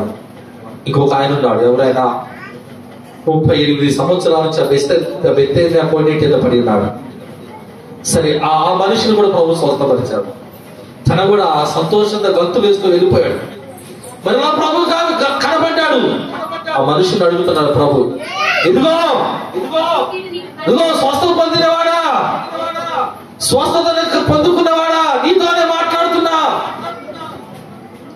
నువ్వు స్వస్థత పొందుతీవి కానీ మరి ఎక్కువ కీడు నీకు కలగకుండా ఎన్నడూ కూడా పాపము చెప్పండి అమ్మా, దేవునికి స్తోత్రం చెప్పండి గట్టి హల్లెలూయా. ఎన్నడూ కూడా పాపము చేయొద్దు. దేవుని వాక్యం వింటున్నప్పుడు దేవుని బిడ్డలారా, బలహీనత అనేది సహజమే. అయితే ఆ బలహీనమైన సమయంలో కూడా ప్రభు నిన్ను బలపరిచి పట్టుకుంటాడు. ఒక కీడు ఒక మేలుగా అన్నట్లుగా ప్రభు నీకు ఎందుకు వచ్చింది ఆ బలహీనత? ప్రభు నిన్ను స్వస్థపరచడమే కాదు, ఇంకా నిన్ను బలవంతుడిగా ప్రభు చేస్తాడు. నిన్ను దేవుని పనులు నిలబెడతాడు. దేవుని పని కొరకు ఏర్పరచుకుంటాడు. నీ ద్వారా అనేక మందికి దేవుని మహిమ పరిచయంగా నీ జీవితంలో దేవుడు బలమైన కార్యాన్ని చేస్తాడు. నువ్వు పాపం చేయొద్దు, నువ్వు పాపం చేయొద్దు అంటున్నాడు. ఈ రోజున ఎంత తప్పు చేసినా, ఎంత పాపము సంబంధమైన జీవితం కలిగిన మనుషులకి అలవాటైపోయింది తేలిక. మనుషులు సంఘాలకు అలాగే వస్తారు, దేవుని పని అలాగే చేస్తారు, దేవుని వాక్యం అలాగే చెబుతారు, దేవుని సేవ అలాగే చేస్తారు. దాని వలన మనకి ఎటువంటి మేలు, దాని వలన అటువంటి మనుషులకు కూడా ఎటువంటి మేలు కలగదు. దేవుని వాక్యం వింటున్నప్పుడు దేవుని బిడ్డ గమనించినట్టే ప్రభు కొరకు నిలబడదాం. దేవుని రాజ్యాన్ని మనం కట్టాలంటే దేవునికి స్తోత్రం చెబుతారా?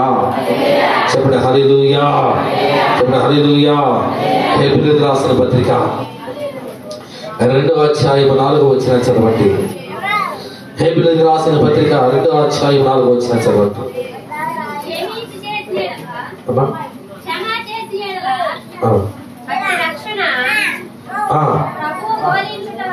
అటు రక్షణ ప్రభువు బోధించడం వలన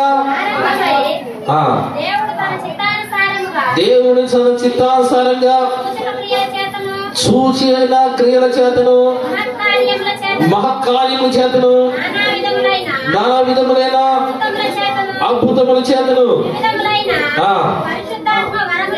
పరిశుద్ధాత్మ వరములను అనుభవించిన చోటను వారితో కూడా సాక్ష్యం ఇస్తుండగా ఇన్ని వారి చేత దేవునికి స్తోత్రం చెప్పండి హల్లెలూయా.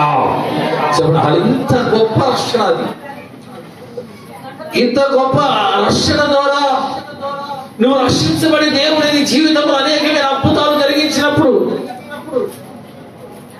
నీవు నీ రక్షణ సాక్ష్యమేది, నీవు స్వస్థత పొందుకున్న దేవుడు నీ పట్ల మేలు చేశాడు, దేవుడు చేసిన ఆ మేలును బట్టి సాక్ష్యమేది. నీవు దేవుని కొరకు సాక్షిగా నిలబడుతున్నావా? దేవునికి స్తోత్రం చెబుతారు గట్టిగా హల్లెలూయా. మన నసరాపేటలో నేను ఒక స్థలానికి వెళ్ళా, ఒక ఆయన కొడుకు వెళ్ళి ఆయన కొరకు ప్రార్థన చేయడానికి వెళ్ళినప్పుడు ఊరికి ఏదో ఒక పని మీద, ఎందుకంటే ఈ యొక్క తనను పలకరించి ఈ యొక్క సెమీ క్రిస్మస్ జరుగుతుంది కానీ ఎప్పటి మంది కాదు, ఎలిటర్ పాస్ట్ ఫెలోషిప్ ఇలా జరుగుతుంది. వారి 3 మనుషుల్ని మీరు మాకు డోనర్లుగా అప్పగించాలంటే చాలా అయింది. దాని కాడికి నేను పోయి సరే వెళ్ళి ప్రార్థన చేద్దాను వెళ్ళినప్పుడు ఆయన పోగానే నా 2 చేతులు పట్టుకొని ఏడుస్తున్నాడు. ఏం చేస్తున్నాడంటే చెప్పండి అమ్మా, 2 చేతులు పట్టుకొని ఏడుస్తున్నాడు. 13 మందిని మేము అక్కడ ఉన్నాం. ఆయన అంటున్నాడు, ఈ పాస్టర్ గారు లేకపోతే నా కొడుకు బ్రతికేవాడే కాదు, ఈ పాస్టర్ గారు లేకపోతే నేను బ్రతికేవాడిని కాదు. ఈ పాస్టర్ గారు ప్రార్థనే ఈ రోజున మమ్మల్ని బ్రతికించి మమ్మల్ని నిలబెట్టిందయ్యా అని వాళ్ళ చేతులు నా చేతులు పట్టుకుని ఏడటం ప్రారంభించారంట. నాకు చాలా బాధ. ఎంతో మందిని ఈ విషయంలో నాకు సహకరించలేదు.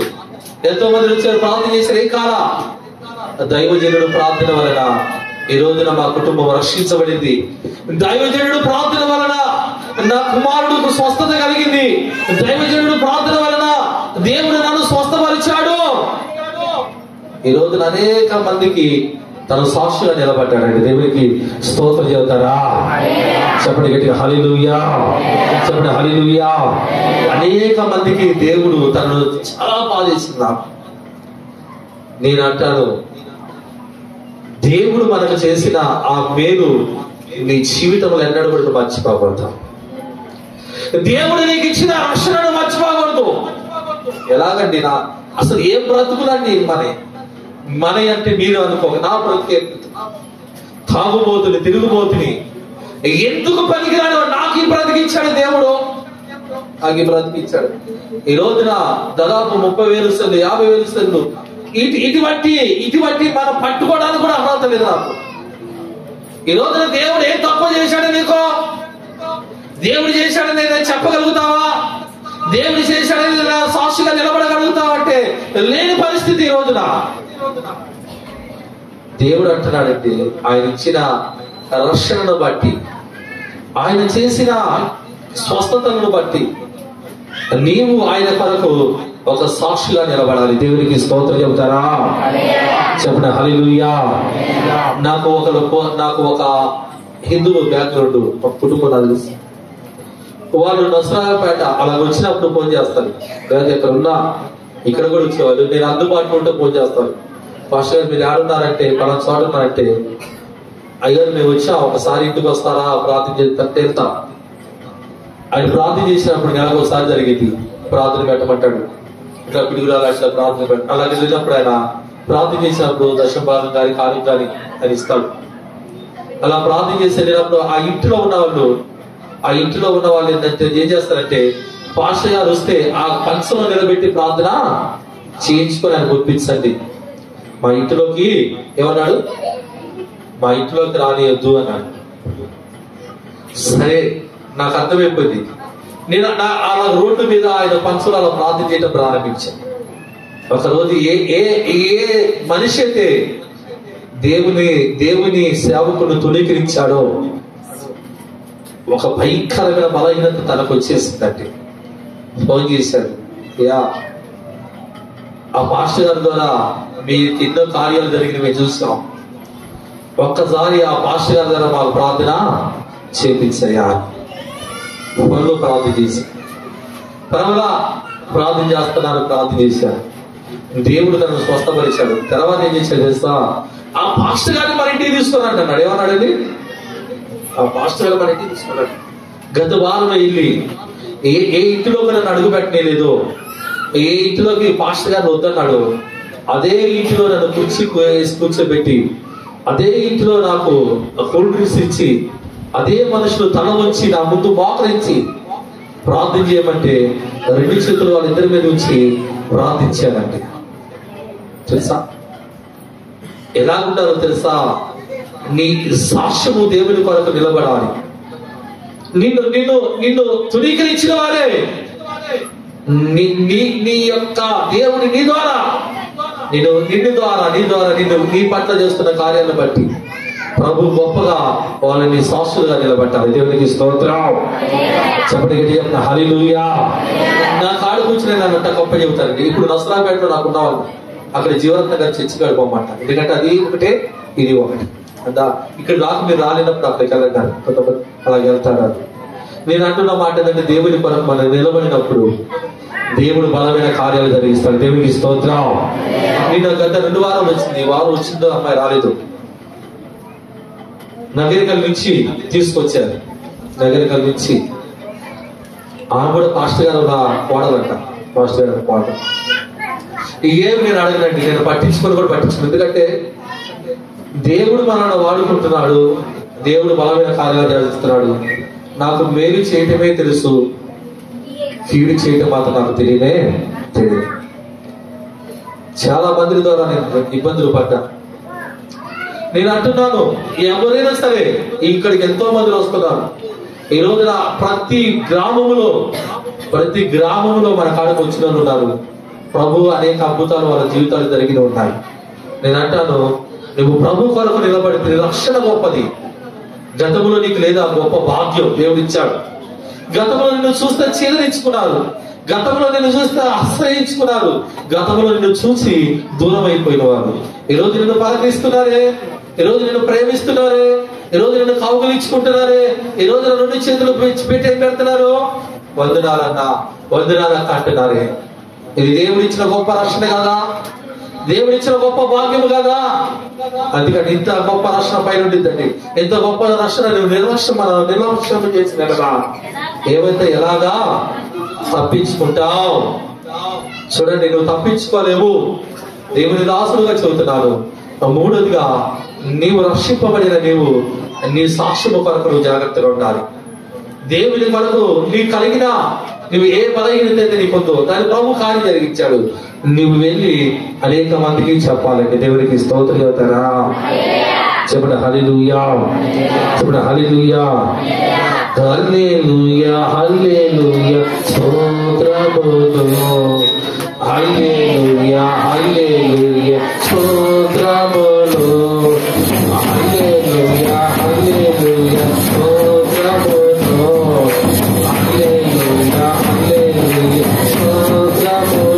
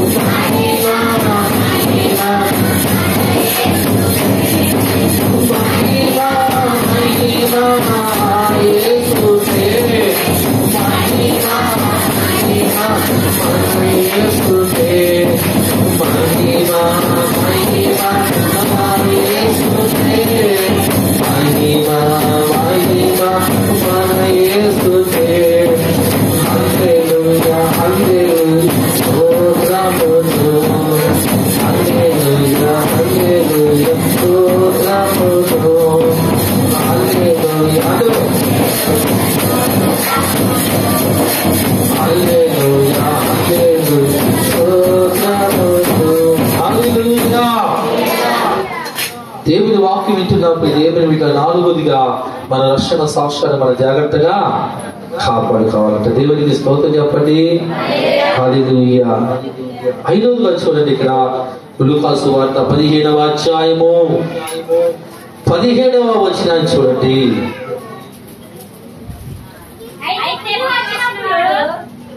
ఒక అమ్మ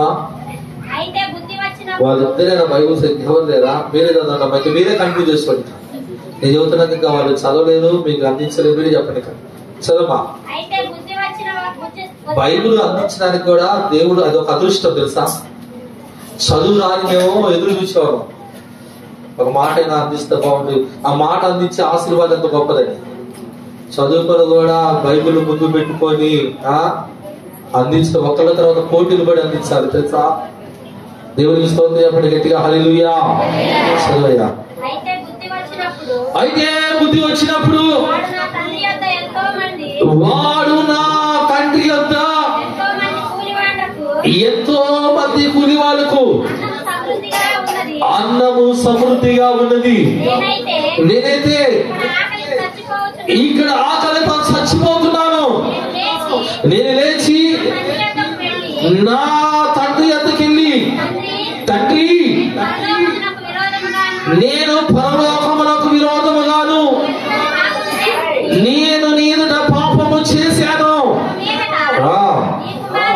ఇక మీదట నీ కుమారులని అనిపించుకోవడానికి యోగ్యుడను కాదు. చెప్పండి గట్టిగా, చెప్పండి గట్టిగా. హల్లెలూయా, చెప్పండి హల్లెలూయా. ఈయన తప్పిపోయిన కుమారుడు అనే మాట మీరు వింటారండి. తండ్రితో ఉన్నంత కాలము తనకి ఏ కష్టం రాలా. తండ్రి ఇంట్లో ఉన్నంత వరకు ఏ విధమైన కరువు వచ్చిందా? తను ఎంతో ఆనందంగా ఉన్నాడు, ఎంతో సంతోషంగా ఉన్నాడు, తన ఆశలన్నీ తీర్చుకుంటున్నాడు.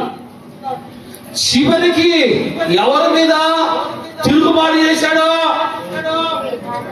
చెప్పండి. ఎవరి మీద? తండ్రి మీద తిరుగుబాటు చేశాడండి. తన ఇష్టానుసారంగా దేనికి అలవాటు పడ్డాడు? వ్యసనాలకు అలవాటు పడ్డాడా? ఒక చిన్నడా తాగొద్దురా, మంచిది కాదు, మనం ఇలా చేయకూడదు, అన్నా లెక్క చేయరా. తన ఇష్టానుసారంగా విచ్చలవిడిగా స్నేహాల వలన, తన స్నేహితుల వలన, స్నేహాల వలన తన విచ్చలవిడిగా తినటం తాగడం తన ఇష్టానుసారంగా జీవించాడు. చివరికి తండ్రిని విడిచిపెట్టి వెళ్ళిపోవాలని, ఎవరిని విడిచిపెట్టి వెళ్ళిపోవాలనుకున్నా? తండ్రిని ఇంటిని విడిచిపెట్టి వెళ్ళిపోవాలనుకున్నాడు. అలాగే వెళ్ళిపోవాలనుకున్నా. తండ్రి ఎందుకు వచ్చాడు? తండ్రిని బాధ పెట్టాడు, బాధ పెట్టాడు. తండ్రిని బలవంతం చేశాడు, ఏడిపించాడు. తనకు రావాల్సిన ఆస్తిని తీసుకొని తన స్నేహితులతో కలిసి ఎక్కడికి వెళ్ళిపోయాడండి? దూర ప్రాంతానికి.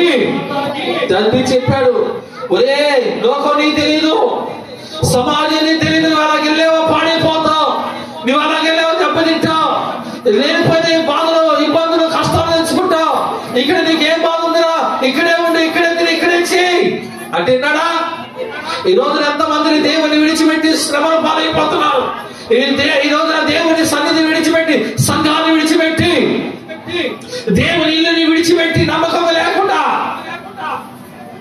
ఏ లేకండి చెప్పండి. ఆ చర్చి, ఈ చర్చి, ఆ మందిరం, ఈ మందిరం, ఈ వారం ఇక్కడ, ఆ వారం ఇక్కడ, ఆ వారం అక్కడ, ఈ వారం అక్కడ. నమ్మకత్వం లేక నేనంటాను, దేవుడు నీకు చూపించిన ఆ స్థలంలో ఉండు, దేవుడు నీకు చూపించిన ఆ స్థలానికి వెళ్ళు.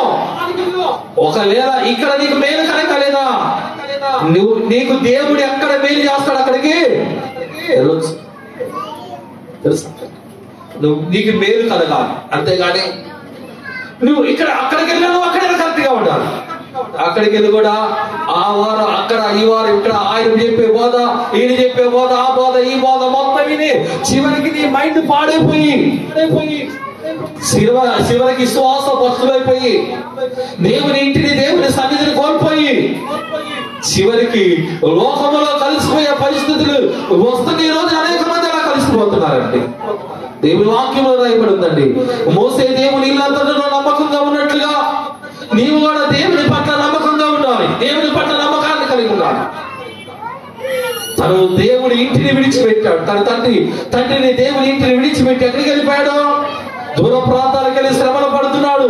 కరువు వచ్చేసింది, ఆకలి వస్తుంది, ఆకలి అవుతుంది. ఎంతమందిని అడిగినా తనకు ఆహారం పెట్టారా? పోనీ చివరికి ఎంత హీన స్థితికి వచ్చాడు తెలుసా? చివరికి ఆ పందులు కాసే ఆ ఉద్యోగం కొరకు వెళ్ళాడంటే తను కూడా అన్నాడు, ఇక్కడ ఏమి లేదు, నీకు గీయడానికి ఏముంది అన్నప్పుడు అంటున్నాడు, అయ్యా నువ్వు నాకు డబ్బులు ఏమిటో, నేను మాత్రం ఉద్యోగం చేస్తా, ఆ పందుల ఉద్యోగం నాకు ఇవ్వండి, నేను ఆ పందులకు పొట్టి రాస్తా కదా, ఆ పొట్టి తిని నేను కూడా ఎలాగున్నాను. గతంలో ఉన్న అభిషేకం ఎదురా బాబు, గతంలో ఉన్న ప్రార్థన ఏది, గతంలో ఉన్న ఆ యొక్క సంతోషం ఏది, గతంలో ఉన్న ఆ యొక్క సన్నిధి ఏది? ఈ రోజున నువ్వు దేవుని విడిచిపెట్టి నువ్వు మరలా లోకంలోకి వెళ్ళి తాగి నీ ఇష్టానుసారమయ్యి చివరికి ఏమైపోయింది నీ బ్రతుకో. సమాజం నిన్ను ఊస్తున్నారుగా, సమాజం నిన్ను తిడుతున్నారుగా, సమాజాన్ని నెగతారే. అప్పుడు చూడరా, దేవునికి మోసం చేస్తే ఎవరికి ఇటువంటి గతి పట్టిందని ఈరోజు ఎంతమంది ఎన్ని విధాలుగా నిన్ను మాట్లాడి ఇంకా బుద్ధి రాలేదు. అక్కడ అంటున్నాడు, ఏం కలిగిందంటే ఆయనకి బుద్ధి వచ్చేసింది. నేను ఎలాగున్నాను ఎలాగైపోయా. చూడండి, ఈరోజు ఎంతో మంది చూస్తుంటే బాధ ఇస్తుంది. ఫస్ట్ వెలిగించబడిన వెలుగు లేదు, మొదటిగా ఆత్మ సంబంధమైన వెలుగు ఉంటుంది, తర్వాత అది చల్లారిపోతుందండి. ఆ ప్రార్థనా జీవితం ఉండదు, ఆ ఉపవాసం ఉండదు. ఇక మనుషులు పుట్టింది బ్రతుకుతుంది, పని చేసుకుని బ్రతికి చావటానికేనా? దేవుడు నీకు ఇచ్చింది ఎందుకంటే దేవుడు అలాగనుకుంటే ఈ రోజున సేవకులు ఉండేవాళ్ళు కాదు, దేవుని పని కూడా జరిగేది కాదండి. నువ్వు పని చేసుకో, కష్టపడు, నీ భార్య పిల్లలను బ్రతికించుకో, నీ కష్టాజీతంలో దేవునికి ఇవ్వు, అది నీ బాధ్యత. సంఘంలో ఏ అవసరాలు ఉన్నా నువ్వు నీ పని నువ్వు చేయాలి. దేవునికి ఇచ్చే మనసు, దేవుని సమర్పణ కలిగిన మనసు, దేవునికి ఇచ్చిన వాడు సమర్పణ కలిగిన వాడు లేమిన ఉండడం వాళ్ళకి తక్కువ కాదు.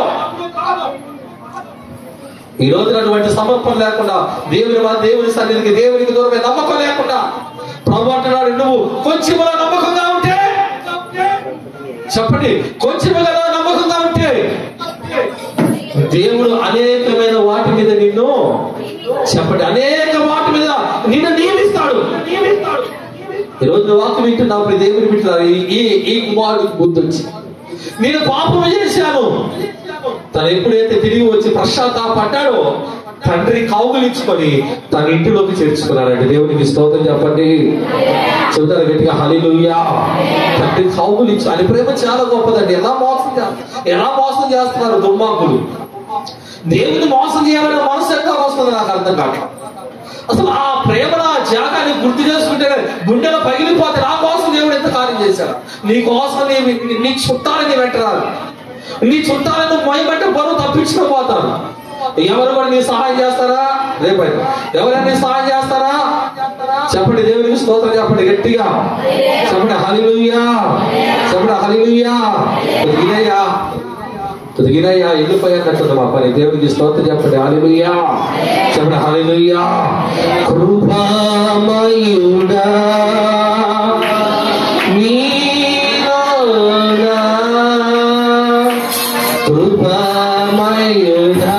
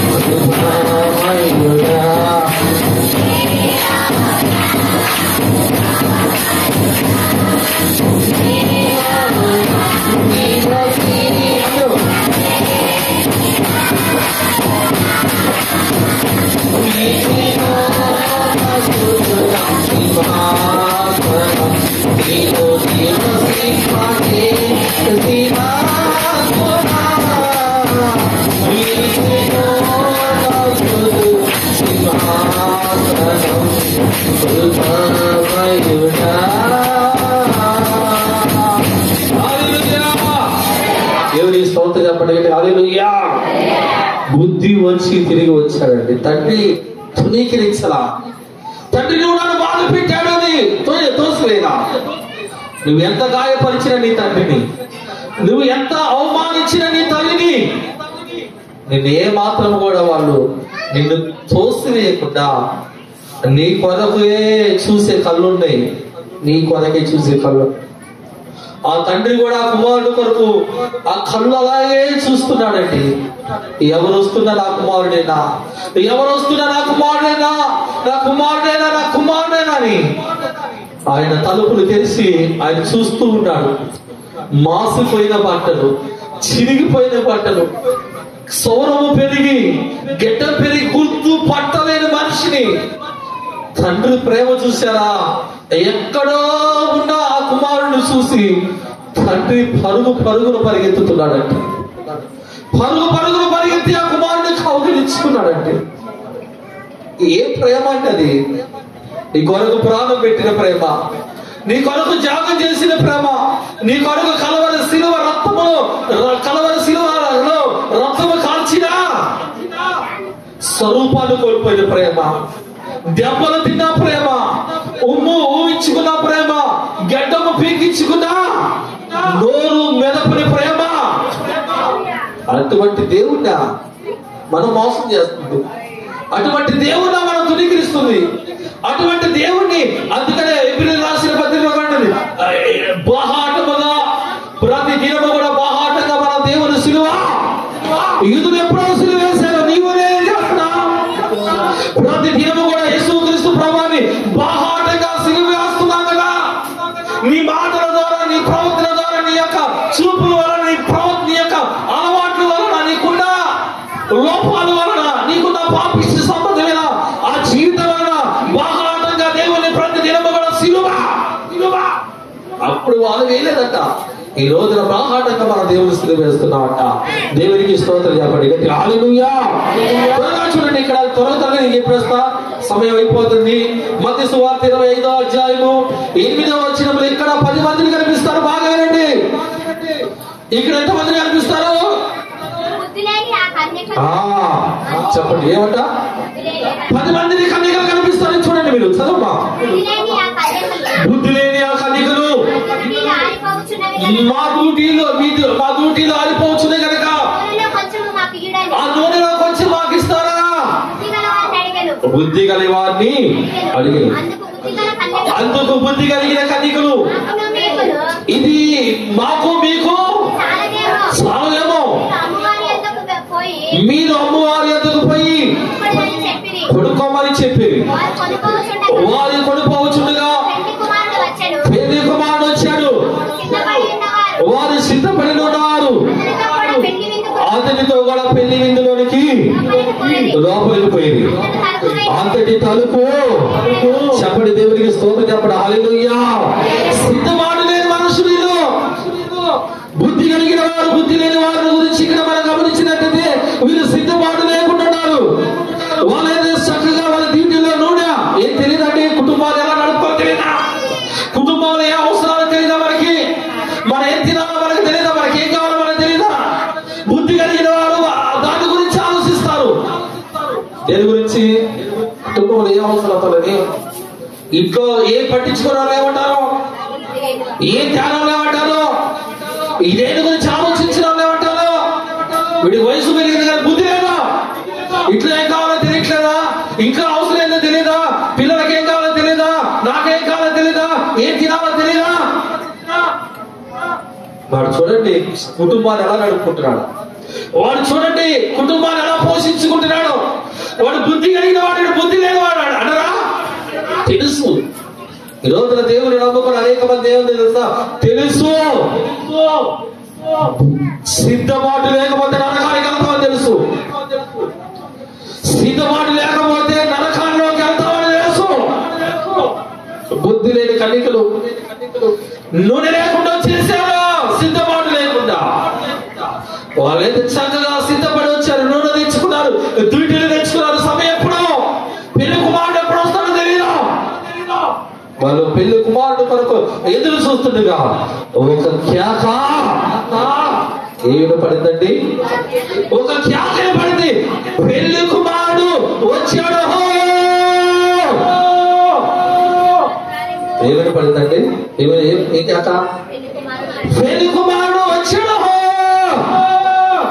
ఈ వెంటనే డ్యూటీలు తీశారు, డ్యూటీలో నూనె పోస్తున్నారు, చక్కగా అది వెలిగించుకున్నాను, సిద్ధపాటు కలుగుతారు. రాజు వచ్చాడు, సిద్ధపడిన వారిని తీసుకుని లోపలికి వెళ్ళాడు, తలుపు వేయబడింది. వీళ్ళు వచ్చి అడుగుతున్నారు చూడండి. ఆ తర్వాత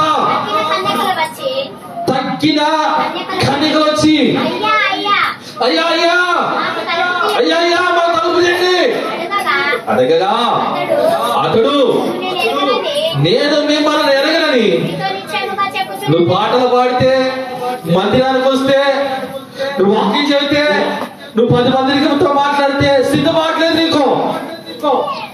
అందుకని యేసుక్రీస్తు ప్రభువు మేఘాలు వేస్తున్నప్పుడు సిద్ధపడిన వారు ఆయన వెంట వెళ్తారట. దేవునికి స్తోత్రం చెప్పండి హల్లెలూయా. సిద్ధపడలేదు, పాటలు పాడారా ఇప్పుడు దాకా వాళ్ళు ఎంత పడ్డారు, నేను విడపడ్డంటే ఏమి కూడా పర్వాలేదండి. నీ భార్య ఎంత పడినా విడపడతావేమో, నువ్వు ఎంత పడి భార్య విడపడతానికి చేత. ఇక్కడ సిద్ధపాటు కలిగి ఉండాలి, దేవుని నమ్ముకున్నాం మనం. త్వరగా చూడండి, సిద్ధపాటు లేకపోతే ఏం జరుగుతుందో త్వరగా లూకా సువార్త 16వ అధ్యాయము 27, 28 త్వరగా చదవండి, త్వరగా ఆపించండి. అప్పుడు అతడు తండ్రి అలాగైతే ఎంతమంది నాకు ఇంకా 5 సహోదరులు ఉన్నారు, ఈ వేదనకరమైన స్థలానికి రాకుండా నన్ను పంపించండి, ఇక్కడ నరకం ఉందని చెప్పాలి. ఏం చెబుతున్నాడండి?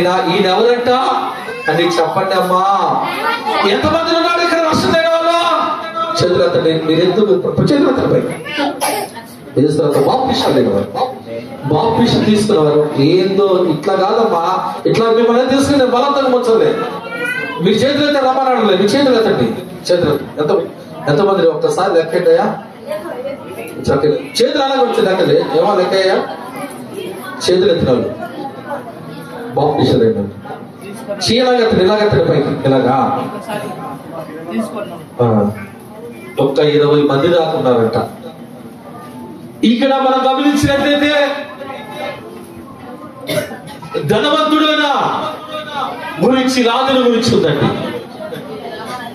ఇక్కడ రాజులు చనిపోయావా? అబ్రహాము రమ్మునా ధనవంతుడు వేతన అయ్యా నరకం ఉందని నేను చెబుతాను, అయ్యో ఈ స్థలానికి రాకూడదు. ఎంతమంది చెబుతున్నారయ్యా వర్షం? ఈ రోజు కూడా మిమ్మల్ని హెచ్చరిస్తున్నా కదా, ఏదైనా జరగకూడదు మనకి జరిగితే మన ప్రాణానికి గ్యారెంటీ లేదు. అంతలో కనపడి అంతలో మాయమైపోయే. చెప్పండి, దేవుడికి స్తోత్రం చెప్పండి. ఏ క్షణం ఏం జరుగుతుందో తెలియదు కనుక నీవు రక్షణ పొందాలి. ఇక్కడ ఆయన వేతన పడుతున్నాడండి. ఆయన అంటున్నాడు, భూమి మీద ప్రవక్తలు ఉన్నారు, మోసే వాళ్ళు ప్రవక్తలు ఉన్నారు, వారి మాటలు వింటే చాలు. సేవకుడు చెప్పే మాటలు వినండి, సేవకుడు చెప్పే మాటలు వినండి. రేపటి రోజు మంది కాదే. చెప్పండి, వేతన పడతా, బాధపడతా, ఆ వేతనకరమైన పరిస్థితుల్లోనిగా జీవితంలోనికి మనం వెళ్ళకూడదా? ఇక్కడ పరలోకము నరకం గురించి చెబుతున్నాడు. నువ్వు ఎక్కడుంటావు? దేవుడికి స్తోత్రం చెప్పండి. హల్లెలూయా. బాప్టిషన్ పొందండి, ప్రభువును నమ్ముకొని బ్రతకాలి. ఈ రోజున దేనికి మనం ప్రాధాన్యత ఇస్తున్నాం? చూడండి, 2 రాజుల గ్రంథము చెప్పి ముగిస్తున్నా. 2 రాజుల గ్రంథము మీ బైబిల్ తెచ్చి 5వ అధ్యాయము 26 వచ్చిన చదవండి. అంతటి ఎలీషా వారితో ఆ మనుషుడు తన రథము దిగి నిన్ను ఎదుర్కోవటానికి నా మనసు నీతో కూడా రాలేదా? ద్రవ్యమును, వస్త్రమును, ఒలివ చెట్ల తోటలను, ద్రాక్ష తోటలను, గొర్రెలను, ఎడ్లను, దాసీలను సంపాదించుకోవడానికి ఈ సమయమా?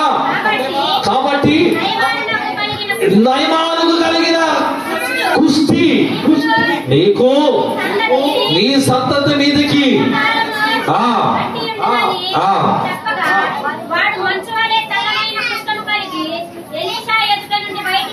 దేవుడికి స్తోత్రం చెప్పండి. హల్లెలూయా. చూడండి, ఈ రోజున నష్టమైపోవడానికి కారణం ఏంటంటే, ఈ రోజున ఆదివారం కూడా దేవుని సన్నిధిని కోల్పోయే వాళ్ళు ఎంతో మంది ఉన్నారండి. దేవుడు అంటున్న మాట, సంపాదించుకోవడానికి ఇది సమయమా? దేవుని రాజ్యం విస్తరించబడాలి, పాతాళము ఖాళీ చేయబడాలి, పరలోకం నింపబడాలి.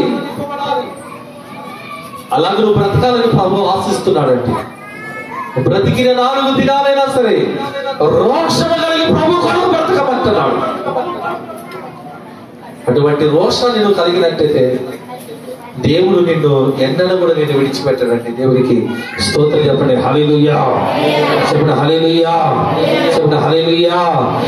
కొంతసేపు కనపడి అంతలోనే మాయమయ్యే ఆవిరివతిగా జీవితం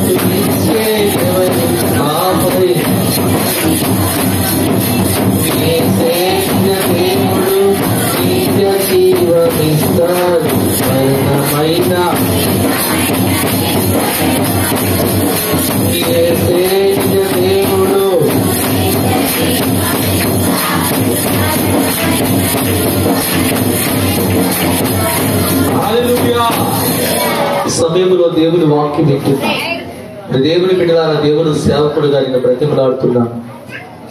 రక్షణ లేకుండా ఇంకెంతకాలం నువ్వు అలా ఉంటాం? ఇంత గొప్ప రక్షణను నిర్లక్ష్యం చేయొద్దు అని ప్రభు మనతో మాట్లాడుతున్నాడు. బాప్తిసాలు పొందిన వారు బాప్తిసాలు కూడా సిద్ధపడండి. ఏది కూడా మన ఈ లోకంలో తీసుకెళ్ళలేము. ఒక మంచి మార్గాన్ని దేవుడు మనకి ఇచ్చాడు. నువ్వు లోకములో బ్రతికితే నీకు విలువ ఉండదు. నువ్వు లోక సంబంధమైన జీవితం కలిగి వ్యసనాలతో బ్రతకటం వలన నీకు మంచిది కాదు. ప్రభు నిన్ను పిలుస్తున్నాడు. నీ మనసును, నీ జీవితాన్ని ప్రభు కొరకు అప్పగించు. చాలా మంది అంటే నేను మారుకోలేనండి, నేను విడిచిపెట్టలేనండి అనుకుంటున్నావు. లేదు, దేవుడు నిన్ను మారుస్తాడు. నన్ను మార్చిన దేవుడు నిన్ను మారుస్తాడు. భయంకరమైన ఆ పరిస్థితులు నాకు ఇప్పుడు కూడా జ్ఞాపకం ఉందండి. అటువంటి భయంకరమైన ఆ బురదలో పొడులాడుతున్న ఆ పంది కంటే హీనమైన జీవితం నాది. ఎన్ని నీతి మాటలు చెప్పినా నా బ్రతుకంతలాగా సాగింది. ఎప్పుడైతే నా జీవితాన్ని ప్రభు కొరకు సమర్పించానో, ఈ రోజున అనేక ప్రాంతాలకు, అనేక పట్టణాలకు, అనేక జిల్లాలు కూడా దేవుడు నన్ను అలాగే తీసుకెళ్ళటమే కాదు, ఆయన బలమైన సాధనగా నన్ను వాడుకుంటున్నాడు. ఈ రోజున దైవ సేవకుడిగా దేవుడు నన్ను నిలబెట్టమే కాదు, అనేక మంది జీవితాలకి ఆశీర్వాదకరంగా దేవుడు నన్ను నిలబెట్టాడు. దేవుడికి స్తోత్రం. అదే తాగుడు నేను తాగితే చచ్చిపోయాను, బ్రతుకున్నవాడు కాదు. ఎప్పుడో నేను ఈ లోకాన్ని విడిచిపెట్టాను. అయ్యా అమ్మా, దేవుడి సేవకుడుగా బ్రతిమలాడుతున్నా. ప్రభుకు మీ హృదయం ఇవ్వండి. ప్రభుని నమ్ముకొని మారుమనసుకోకండి. రాజీ లేకుండా ప్రభు కొరకు బ్రతకండి. ఒకవేళ ప్రభు వచ్చినప్పుడు సిద్ధపడితే ప్రభు రాజ్యంలోకి వెళ్తాం. తలలు వచ్చి అందరూ కూడా కలుపుకోండి. అందరూ కూడా తలలో వచ్చి కలుపుకోండి. మోకరించండి. దేవుడి బలంలో చేవేస్తే దేవుడి బలంలో చేవేసాను. మోకాల మీద నిలబడండి. ఒక్కసారి గతాన్ని జ్ఞాపకం చేసుకోండి. ఈ నెల రోజులు నువ్వు ఎలాగ బ్రతికావు, ఎలా మాట్లాడి, ఎలా నడిచావు, ఎలా జీవించావు. ఒకవేళ ఎవరు నీ గురించి చెప్పద్దు, నీ మనసు నడుగు. యేసు ప్రభు వారు ఆయన అప్పగించబడిన రాత్రి ఒక రొట్టెను పట్టుకొని విరిచి కృతజ్ఞతాస్తుతులు చెల్లించి, ఇది మీ కొరకు